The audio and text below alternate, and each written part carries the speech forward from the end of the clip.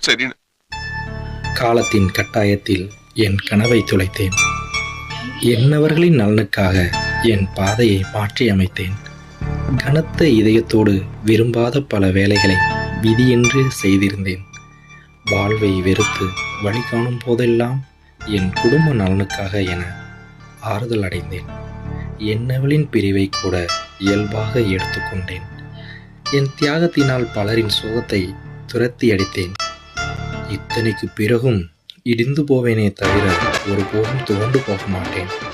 ஏனென்றால் நான் கனவை புதைத்தவன் அல்ல, கனவை துளைத்தவன்.